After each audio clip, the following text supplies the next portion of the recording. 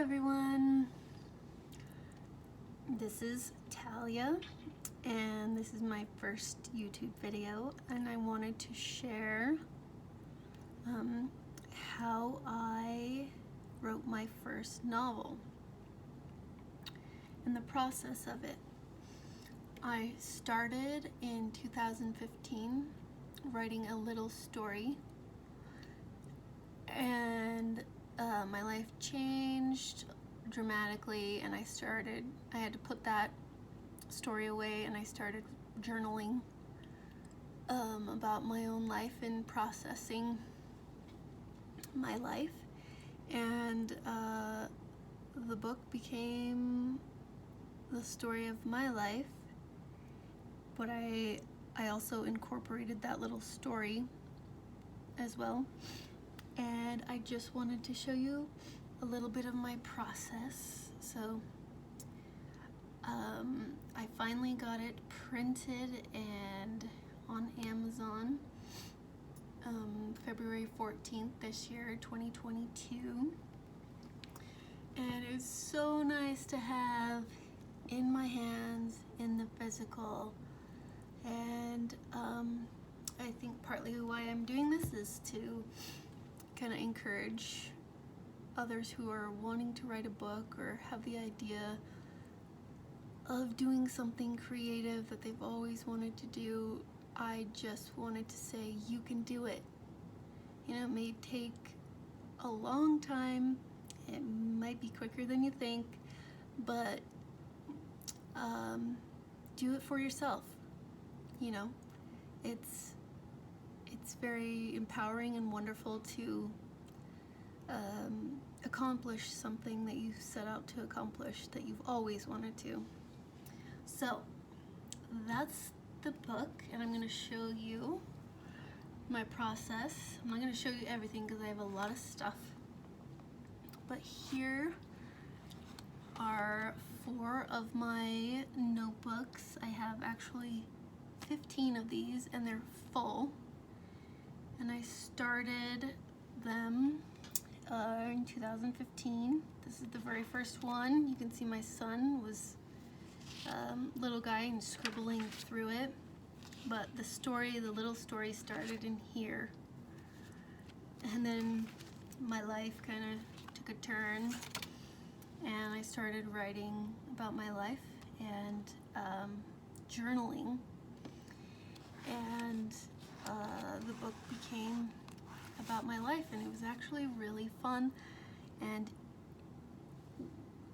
in my life, when I was interacting with certain people in certain situations, it felt like I was in a movie a lot of the time. And I knew that when I had that feeling, this had to be in the book. This had to be in the story. It was inspiring just in my life, you know, and I wasn't having the best of times. And so when that kind of feeling came, I knew that it had to go first to my journal, and then I eventually would put it in my laptop and type it out and print it out, and I'll show you that too. But on the outside here, I have them all numbered, you know, 1 through 15, and then I have bullet points on the outside just to help me know where to go if I needed to. And most of this is a lot of journaling and very, very personal stuff, but that's where the story all started, in these little college ruled green notebooks. So that's the first step of the process, and then I went to printing out every chapter one by one in these green folders, and I have 22 of these green folders, and I numbered them all to try and stay organized by chapter, the name of the chapter, and again bullet point what is happening in the chapters. And I remember I didn't care if I was just writing, typing everything every little thing that I remember feeling in those moments, or some of it is actually fiction too, so whatever I imagined, I would just write everything. I didn't keep anything out this first go around. Typed everything out, printed everything out, and would reread it, go through it, and then kind of take things out as I went. And then the next phase was, these ones were all a little bit thicker. The yellow ones, the yellow folders, same thing, name the chapter, bullet points, go through and do as much typing as I could, anything that I remembered, trying different writing styles, even though I don't really read a lot. I just went with my own style, and people, you know, have asked me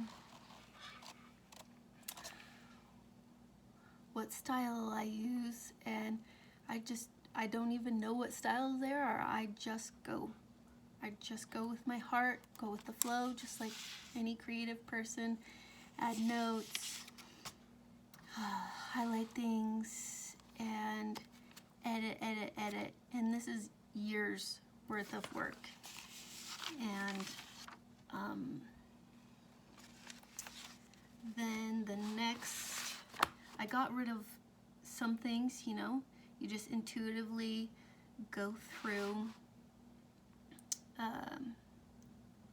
and you know what will go well, and you know what you can take out as you go. And then, let's see, then it got kind of confusing, and I had to do kind of a timeline where I knew what was in each chapter, because then it was filling up. I had 33 chapters. I did not expect to have 33 chapters, and I had to really quickly see where I needed to go without wasting a lot of time of looking through each chapter as to where to go. So that's how that one started. But then I eventually moved into a whole notebook, an entire notebook full of very detailed, but not too detailed, timeline of each chapter, so that I could, you know which characters are in each chapter, what happened. I have a lot of astrology, and I needed to go back and make sure that the dates were right, the alignments were right, the planets and all that were right. And this is probably halfway through my process that I started with this. Excuse me. And then I moved to the purple folders after editing and refining and going through just more. This is probably 2019, 2020, and at this point I was working full-time, single mom, had side jobs, very busy, but I loved escaping into this. I just loved it. And even when I would be driving, I would be in my imagination inside this book, loving it. And even in those moments, you know, when you feel like, gosh, I just can't get to my project and I really want to, if you're thinking about it and feeling inspired and just enjoying thinking about each process, you're doing something. You're working. Even in your mind, it may not feel like it, but you're doing something to process your process. So,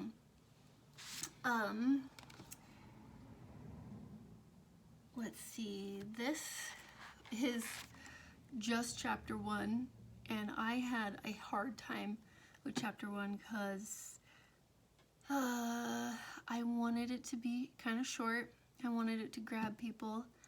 I wanted to put everything in it, but then I took everything out, and so, not everything, but things that didn't belong, and this is a whole bunch. I mean, this pile is very thick, and I had beta readers read through it, and just tried different angles, tried different ways of starting, and you know, I always came back to the way I originally had it, but just more refined, more condensed, and it works.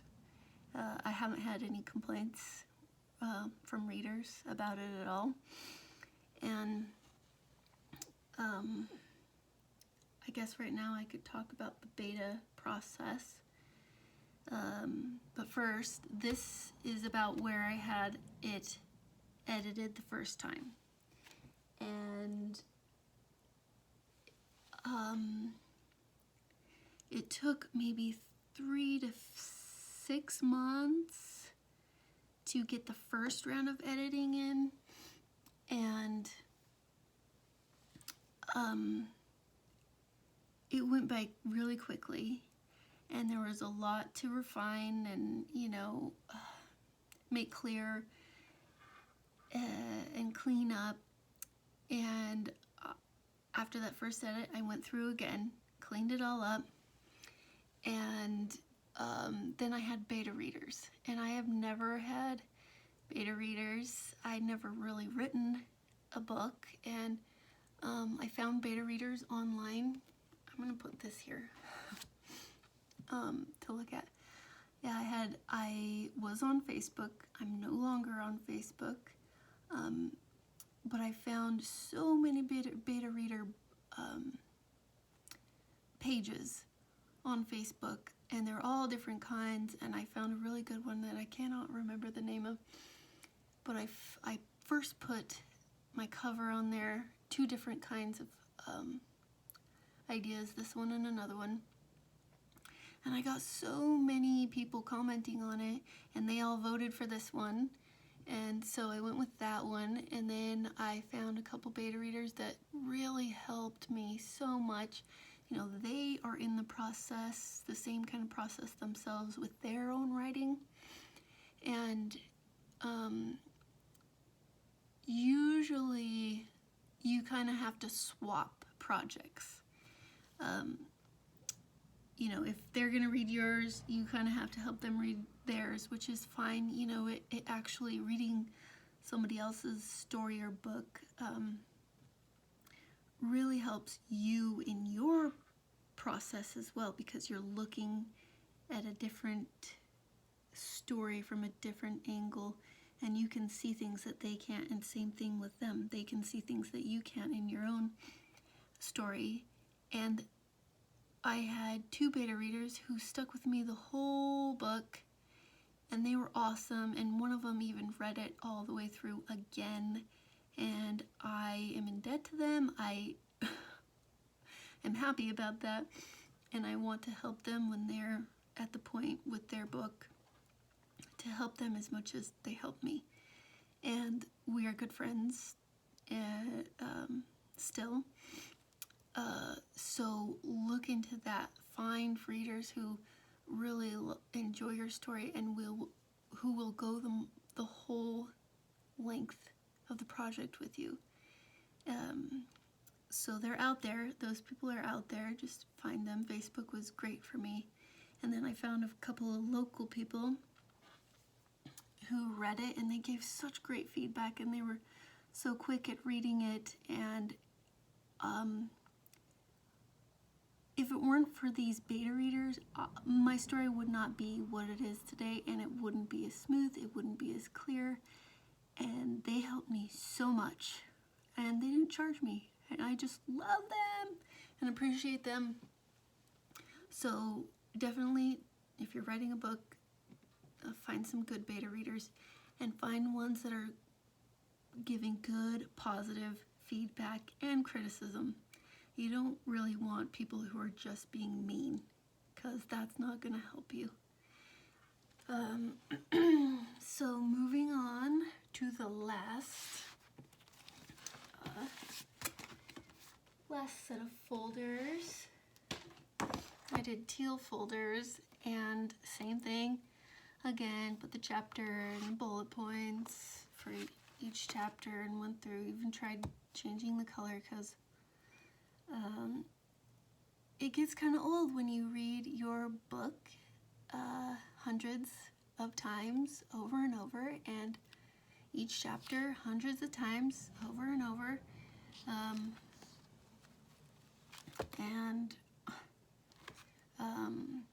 You know, change it up, but don't give up on yourself. See it through. If you love it and you know you're doing what you want to do, stick with it. The next thing I'll show you is, this is like a glass table, and for years it had post-it notes all over it. You know, it wasn't messy, it was pretty kind of clear and organized, but I did not get to mark off or take off the post-it note until I was actually done with that idea, or fixing that idea. And I have to say, post-it notes saved me so many times. And if you get colorful ones, you know, it doesn't get old and feeling like dragging process or whatever. But I have some of the same notes in here a couple times. But yeah, every time you're going through a chapter, or even thinking of your book and you have an idea pop in your head and you don't want to lose it, a post-it note is perfect to just jot it down, stick it to your desk, go over your post-it notes, and, you know, be true to yourself and cross them off when you are done with them. But I had to keep all of them, and I put them all in this book, and look at that. I mean, this is years and years and years and years and years of work. So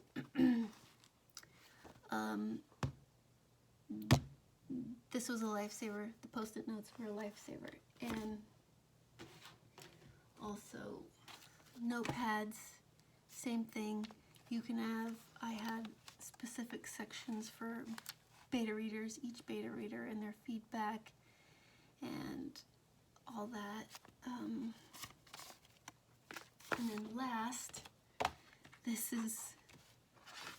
seems kind of silly and too simple, but this is my cover.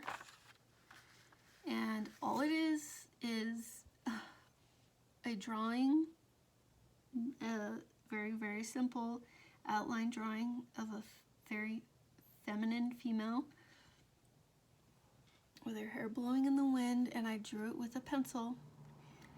And I wish I had drawn it a little bit further in for the book, but it's okay. I was able to do what I needed to do. Then I got this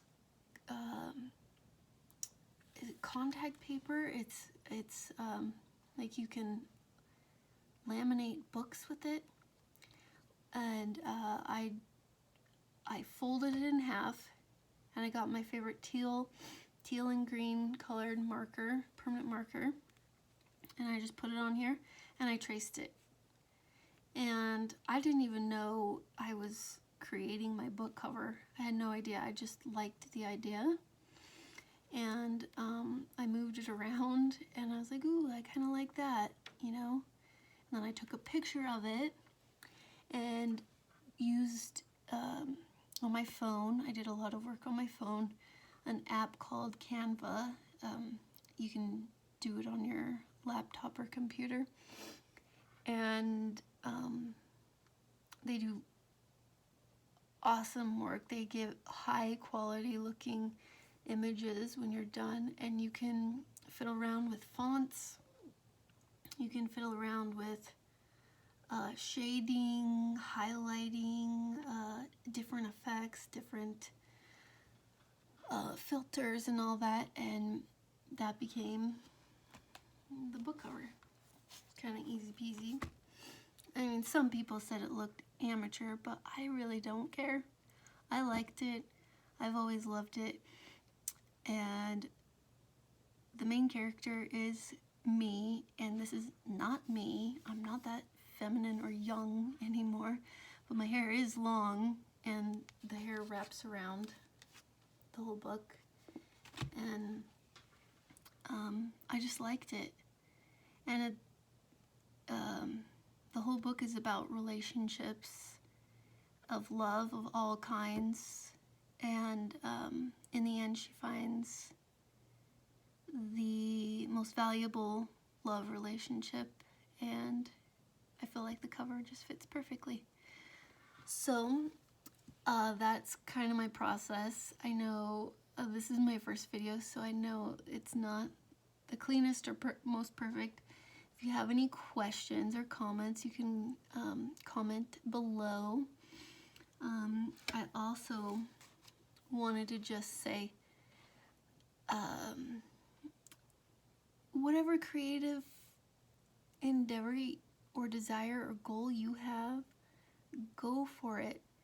And you know, I know it's scary, especially if you don't have all of the financial means to take time off of work or whatever.